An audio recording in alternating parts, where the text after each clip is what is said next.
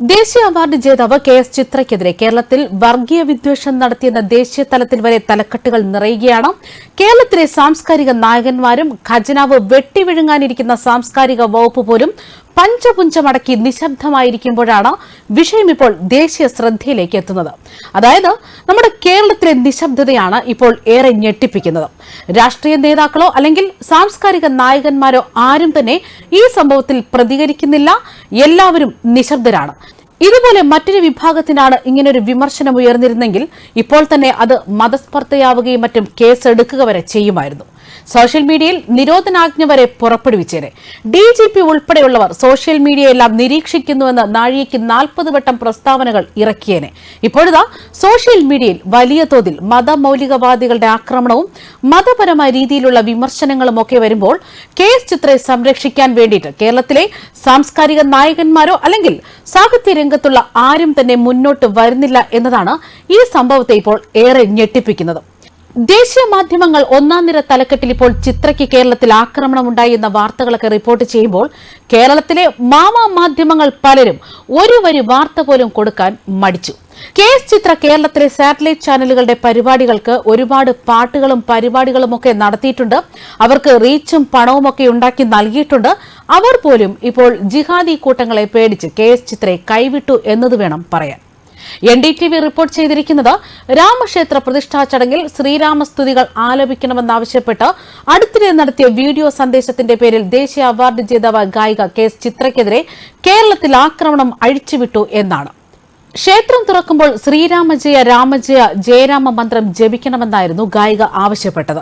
അതേ ദിവസം വൈകുന്നേരം 5 തിരി വിളക്കുകൾ അവരുടെ വീടുകളിൽ കത്തിക്കാനും അവർ ആവശ്യപ്പെട്ടിരുന്നു എന്നാണ് NDTV റിപ്പോർട്ട് ചെയ്യുന്നത്.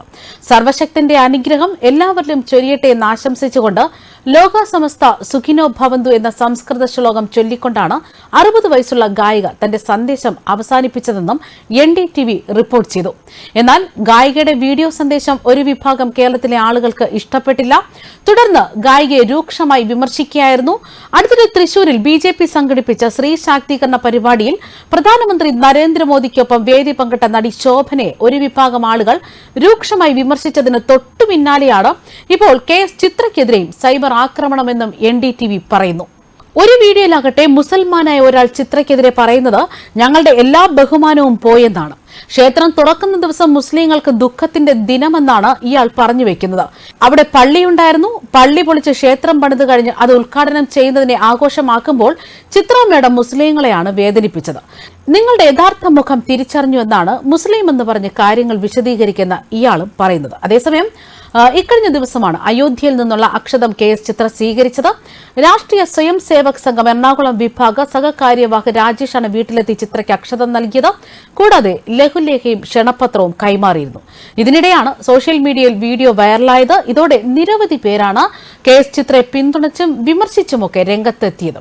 അയോധ്യയിൽ പ്രതിഷ്ഠാ ദിനം ജനുവരി 22 നടക്കുമ്പോൾ ഉച്ചയ്ക്ക് 12:20 ശ്രീരാമ ജയരാമ ജയ ജയരാമ എന്ന രാമമന്ത്രം എല്ലാവരും ജപിച്ചുകൊണ്ടിരിക്കണം. അതുപോലെ വൈകുന്നേരം 5 തിരിയിട്ട വിളക്ക് വീടിന്റെ നാനാഭാഗത്തും തെളിയിക്കണം.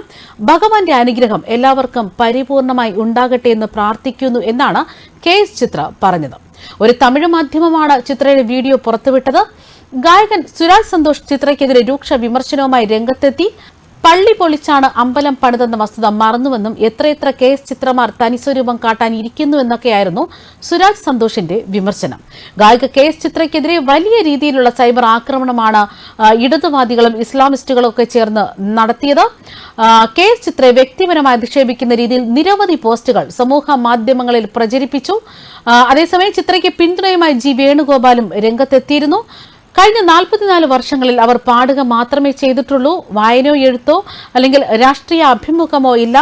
ഭാരതത്തിലെ ഒരു വലിയ അമ്പലവും അതിനോടുള്ള ഭക്തിയും മാത്രമാണ് ഈ വിഷയത്തിലുള്ളതെന്നാണ് അദ്ദേഹം വ്യക്തമാക്കിയത്.